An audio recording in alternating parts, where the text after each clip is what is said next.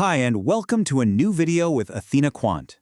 When you're trading, how do you even begin to separate the real signal from all of that deafening noise? Well, today, in this explainer, we're going to dig into the huge difference between the calculated moves of institutional smart money and the, let's say, more speculative trades of retail money. Understanding this difference, it's going to give you a powerful new lens for your own decisions. Okay, let's just dive right in with a classic example. GameStop. Look at this. The exact same stock created two wildly different stories. On one side, you've got a retail trader buying a super risky, way out of the money call option. It's basically a lottery ticket, right? They're hoping for a massive price jump and they lose everything.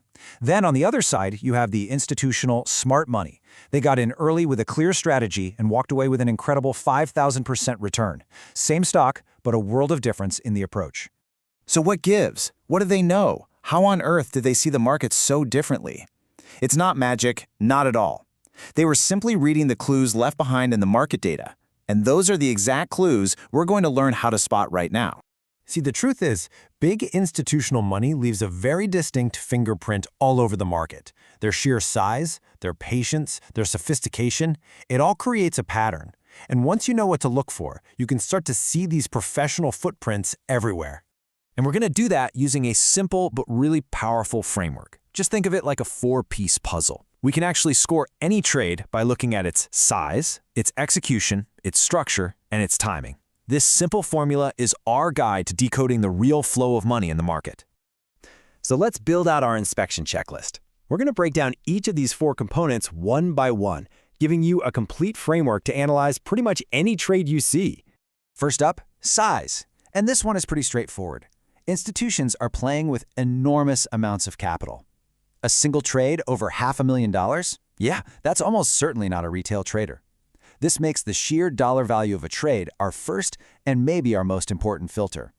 Next up, execution. This is all about how the trade was placed. Smart money is patient. They use limit orders, trying to get filled somewhere between the buying and selling price, the bid-ask spread, to get the absolute best deal. In contrast, you have retail traders, often driven by that fear of missing out, FOMO. They tend to just slam market buy, aggressively paying the full asking price just to get in on the action. Third is structure. This is a big one. Professionals are always thinking about risk management. They use more complex, multi-leg strategies, like spreads, to define their exact risk and really improve their odds. This is so different from just buying a simple naked call or put, which, let's be honest, is often the equivalent of buying an all-or-nothing lottery ticket. And finally, timing. Smart money needs time for their thesis to actually play out, so they're typically buying options contracts with over 30 days until they expire. Retail speculation, on the other hand, is often focused on that immediate thrill, weekly options that expire in just a few days, making them super vulnerable to losing value just from time decay alone. Okay, let's see how this all comes together. Here we have three real trades on Apple. Now look at trade A, a massive $1.5 million call spread with 45 days left. It checks every single smart money box.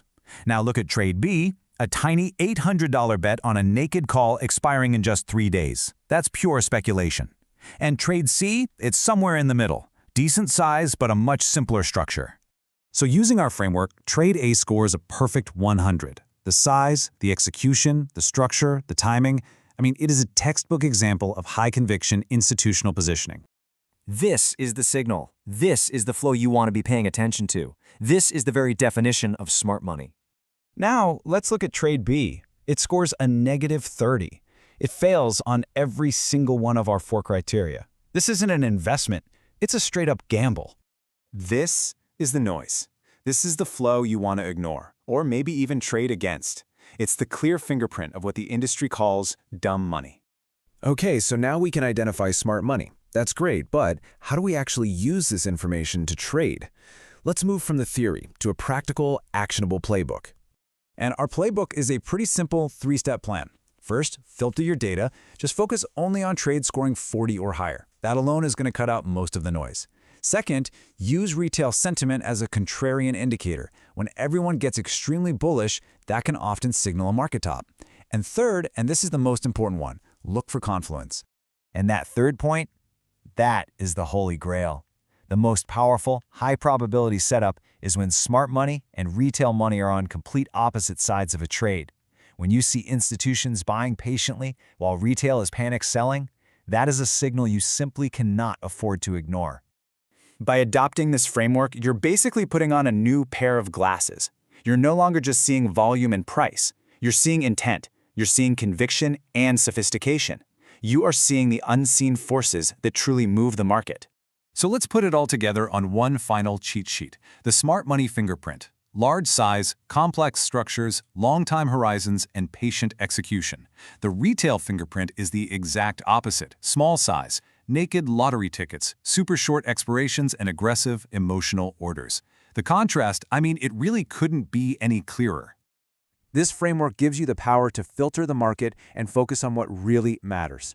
It's about following the professionals, not the crowd. So the only question left is, now that you can see the difference, whose money will you follow?